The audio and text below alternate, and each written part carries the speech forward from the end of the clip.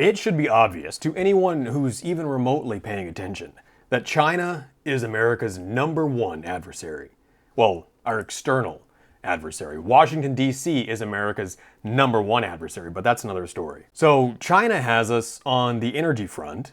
We're not drilling, and they're buying all the oil, and we're even selling them our oil. They've got us on the tech front because we're not modernizing, and they're stealing whatever tech we do come up with. They've infiltrated our universities and our military organizations, and pretty soon they're going to run our energy grid because we're converting to green energy. And China produces and manufactures almost all of the green tech that we buy. But now it's getting even crazier. Now, China wants to control the moon. Ba-na. Pearson Sharp. Welcome back to the channel. Please hit the like and subscribe button. It does help me out quite a bit. So we have a story here that should be very worrying for the US and the world, that China could be, and probably is, because let's face it, why wouldn't they, planning on annexing the moon. It sounds wild, but it's not that far-fetched when you break it down. So China is pouring massive resources into its space program, which was pretty obsolete just a few years ago, but they're catching up fast. Thanks, Obama. They just put a rover on the moon and blasted a bunch of space junk into the atmosphere when they did it, which makes it much harder for us and everyone else to launch new satellites. So now Bill Nelson, one of the senior administrators over at NASA, is warning that we need to be very worried because China is landing on the moon and is taking the attitude that it's ours now, you stay out. And that makes perfect sense too. It sucks for us. But that's honestly what a capable government does. It secures prosperity and success for itself and its people. Governments should prioritize their own people first, unlike ours, which can't sell us out fast enough. So this guy from NASA says that if China gets to the moon first, if they establish colonies or even an outpost or even just some kind of presence there, they will actively defend it. And that means shooting down anyone who gets in their way. It sounds like Austin Powers, Dr. Evil type stuff, but seriously, the moon is... There's no way to calculate the value of owning the moon.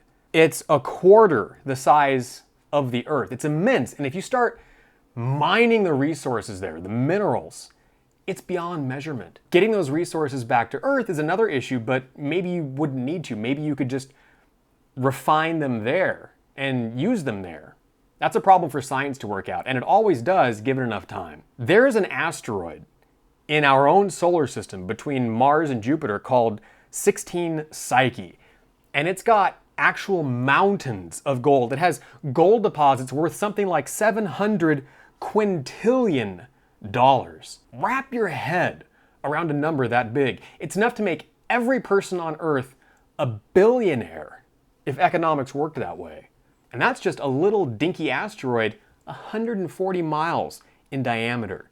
The moon is 2,100 miles in diameter.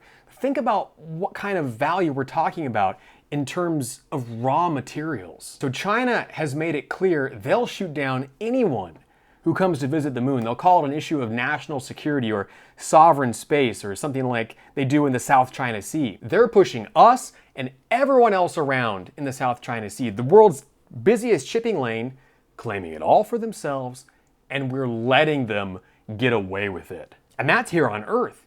You can imagine how complacent we'll be about something as abstract as the moon. According to Richard Fisher at the International Assessment and Strategy Center, we're in a second moon race, and this time it's for keeps. He said recently that whoever gets to the moon with the most stuff first gets to keep it.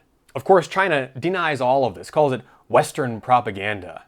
Just like they deny the slave labor camps and internment and concentration camps they run in Xinjiang, just like they deny the Tiananmen Square massacres, or the fact that they annexed the sovereign nation of Tibet, destroyed their culture, and wiped out over 2 million innocent Tibetans, and are currently forcing the remainder to abandon their ancient way of life and live in abject poverty under the crushing Chinese system of communism. Yet China's not racing for the moon at all. Total BS. At least that's what America's academics would have you think. US military officials claim that China wouldn't dare annex the moon. It would be a violation of international law and might tarnish its reputation. Because China gives two deep-fried cats about what we think of it. Even the head of China's lunar program came out and essentially said if they don't go and take over Mars before anyone else, then China's descendants will blame them for missing that opportunity. China already claims the South China Sea, Taiwan, Tibet, and large parts of northern India as its own,